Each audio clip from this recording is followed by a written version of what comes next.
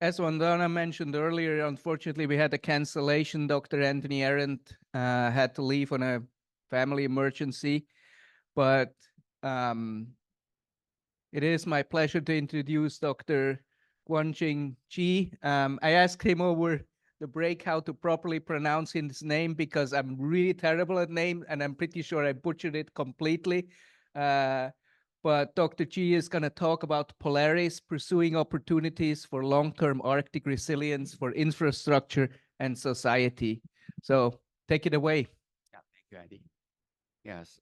So, well, yesterday I learned a lot about glacier ice and I learned some new terms. Uh, what you call it? Ain glacier or Shibur glacier. I don't even know how to pronounce those terms. And then this morning, learn about this big data approach. It's quite fascinating. So I'm going to talk about the soil science perspective, and this is going to be overview of a collection of projects that we have been doing in the past 5 years. Um, so when this comes to climate change, this well, really depends on the region, but like in Alaska, in the Arctic region, the permafrost is a big thing, permafrost erosion, and also the sea ice erosion. But in addition to the sea level rise, but also, wildfire. Yesterday morning, we probably smell that wildfire from far away, and these will have impacts on the social demographics. And so far, right now, we focus on the food security and migration and the community relocation, but we also considering communities, other stuff like the policy, economy, also the indigenous local knowledge. We also look at the the impacts on the ecology and infrastructure, how they are connected. So this is the first project is funded by the NSF, Navigating the New Arctic program. And why we want to study the Arctic, the temperature rise faster, much faster than in the lower states, 4 times faster. And many of the communities that are affected are the rural, coastal, and the indigenous communities. So for us, it's yesterday morning get to know Nick. Nick said that he has his adventurous scientific data collection to Antarctic. Airplane would drop them in mid of nowhere, stay in the tent for 3 months, and collect data. For us, it's that's not the way that we social scientists collect data. So especially if we go to indigenous communities, we have to get their approval. First of all, we need to get their trust. If they don't trust us, they would not let us collect the data. And that, especially in indigenous communities, because of some of the historical reason, and also because of the practice of scientific data collection in their communities in the past. In the Arctic, scientists are often called snow gaze, the birds snow gaze. They fly in a certain time of the year, gather data, and then leave. Don't leave any useful stuff for the community. So, so the first lesson we learned is it's super important to work with the community from the very beginning to know what they need and work with them collaboratively through the entire the process, from the proposal writing to data collection, data production, and the dissemination. And so this is important because from our perspective, it's, well, first of all, it's necessary to start a project in the indigenous communities. Uh, and without their collaboration, without their permission, we cannot do research there. And this is also very critical for completing the project successfully.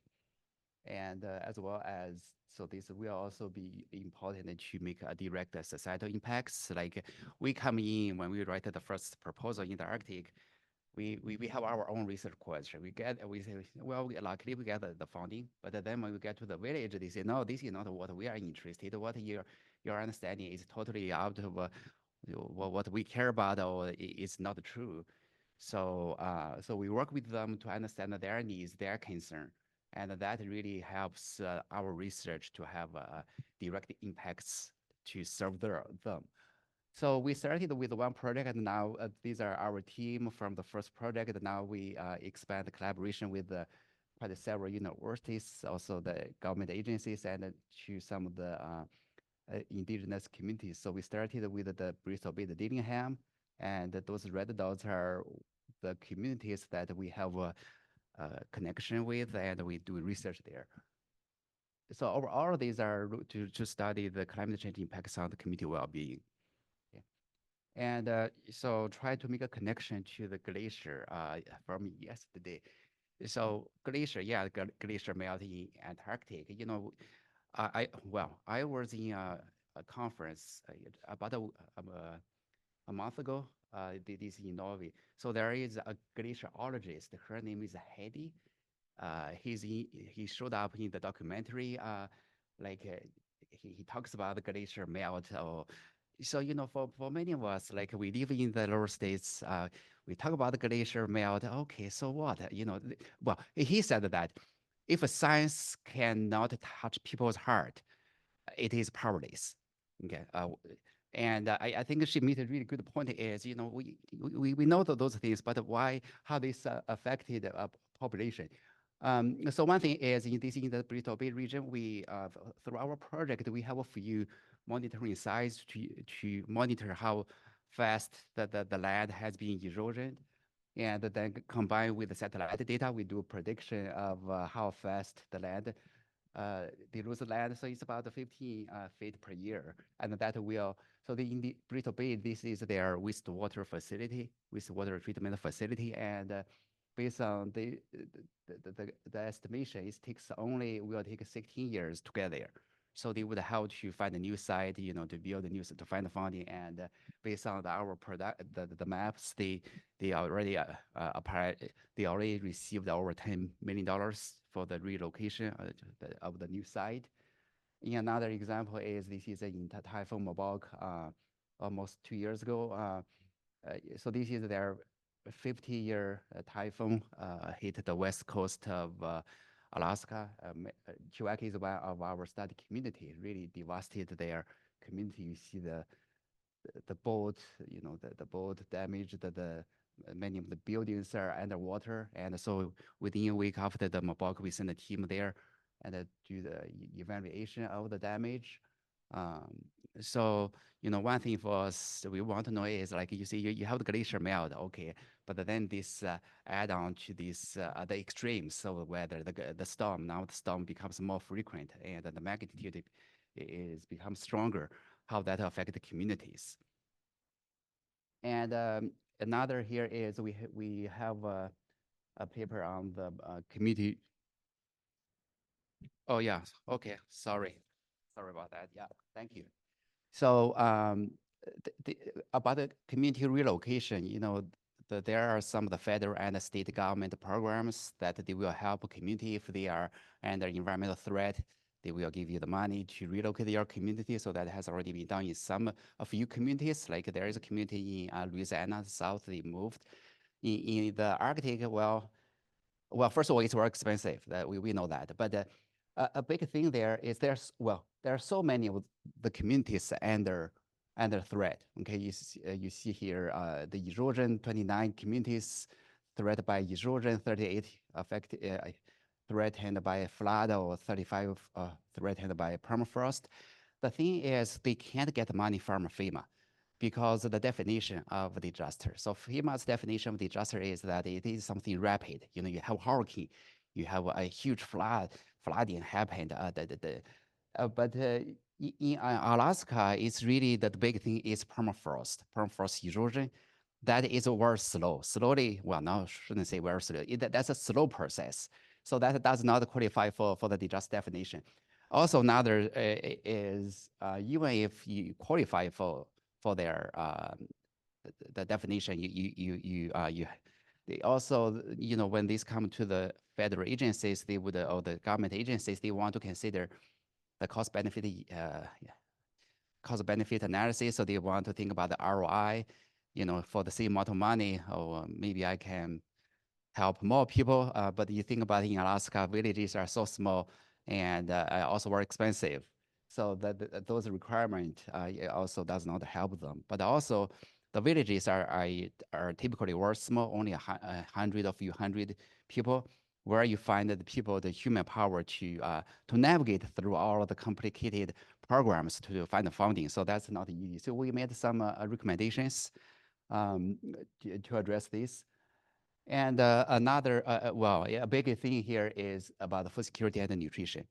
And so, well, I guess we went to a restaurant yesterday. We know it's a little bit higher. The price is higher than in the lower states. Well, this is a Fairback. Eddie can say more about this. If you go to the small villages, oh, it's so easily double, triple the price. Everything can easily triple. And 92% of the food in Alaska are imported. Okay, and they rely on the hunting or fishing. So on average, each Alaskan person harvests 275 pounds of the food, wild food. But the climate change has really a huge impacts on the food.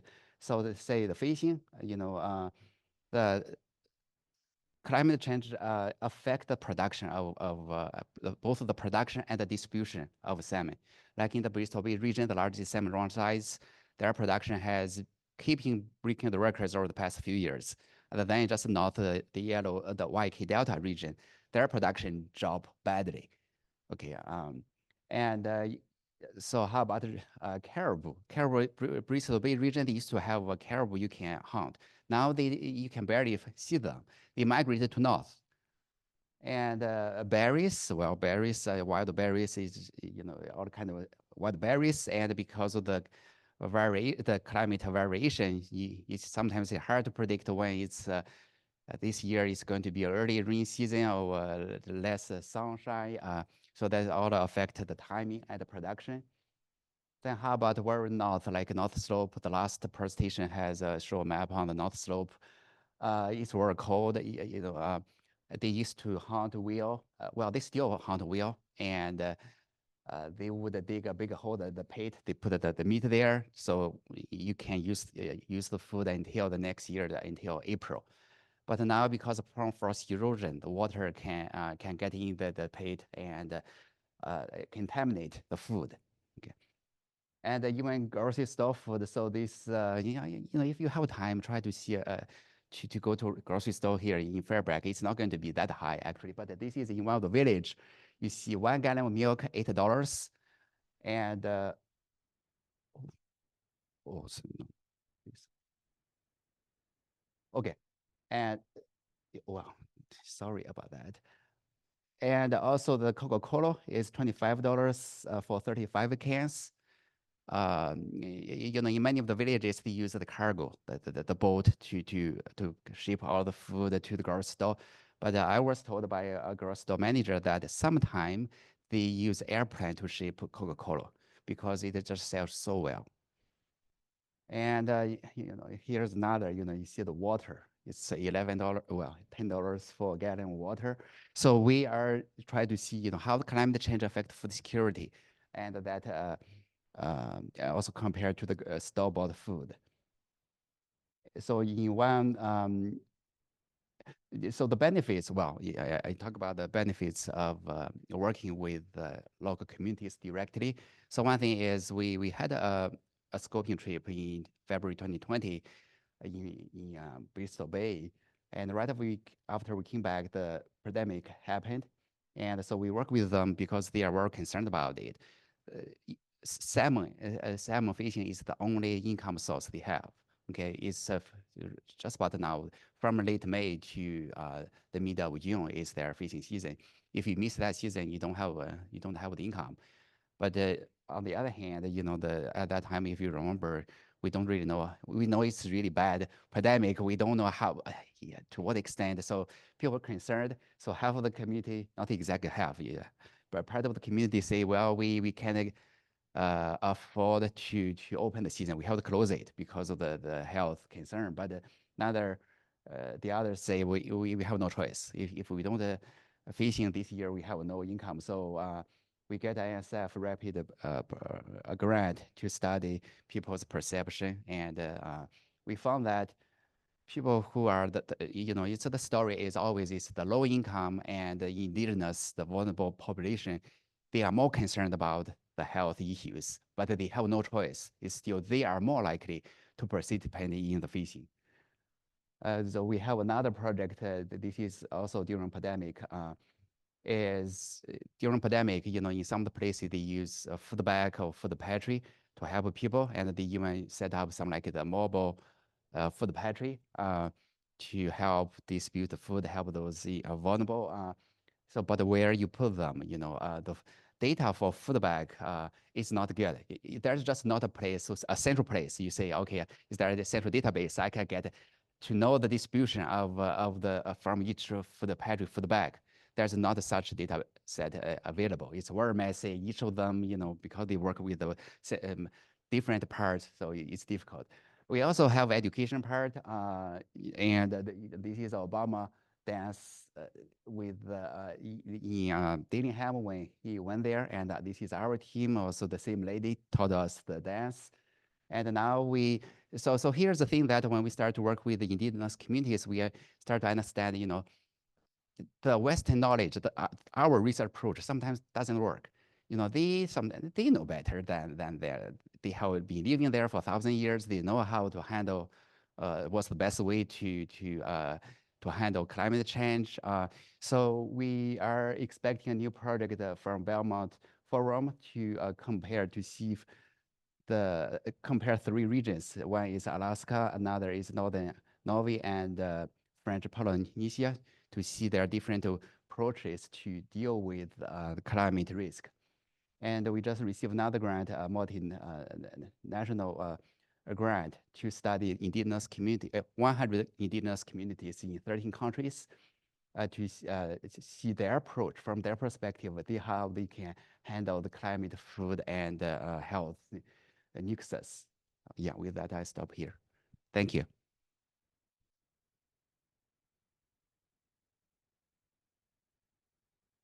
All right, we have time for a few questions. Vandana? But I'm dying to ask about this. So it's very hard to build trust with these communities, right? Yeah. And it takes time and multiple years of setting that up. So two questions of that. Yeah. When you have these grants flipping over and new grants coming in, sometimes teams change. How do you continue that, the trust building? And the second is now NSF has these new requirements of working with indigenous communities. Is it going to make it harder for us to work with them? I know that that's for the Yeah. protection of the Yeah. communities, but at the same time, is it creating more barriers for working with those communities? Yeah, maybe I answer your second question first. So the reason you may know that the reason that NSF when now if we write a grant on the Arctic, they require us that we have to have a letter of commitment from the community. This is at the beginning, like the INA program, navigating the new Arctic. When they start, it does not require that, only encourage. But then that receives a strong resistance from the indigenous communities. So they work together as well as lots of scientists co-signed letter to NSF, say you can't just send so many scientists come here like a snow gate. Well, they didn't say snow gates, but just come here, overwhelm us. You know, you can think about it. So some of the communities, they could have multiple teams go there. Like you think about, say, Barrow, that they have multiple projects there.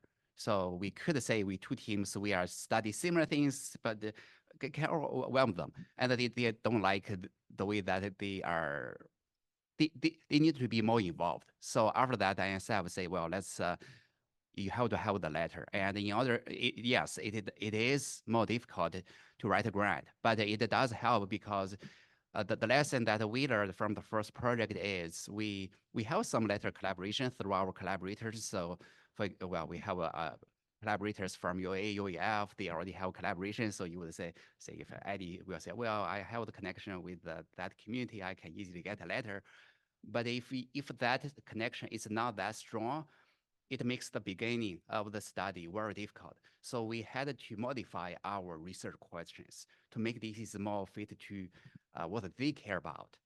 And once that build that relationship, you know, it becomes very easy. So we say, okay, what your concern is, And so then let's write new grants. So some of the grants we get on later on is because of that. Yeah, that's the second question. I'm sorry, I forgot your first question. Well, that I guess we probably all have experience work with the big group, a big team. I guess that varies. For us, luckily, we are a good team. We work along well. Although there are challenges, especially because we were brand new teams and many different disciplines. We have to learn from each other, but that takes time. Yeah. But I read last week, I read some articles about the work in indigenous communities. They say we need to be adaptive to add new members. It depends on the needs of the project, especially from the communities.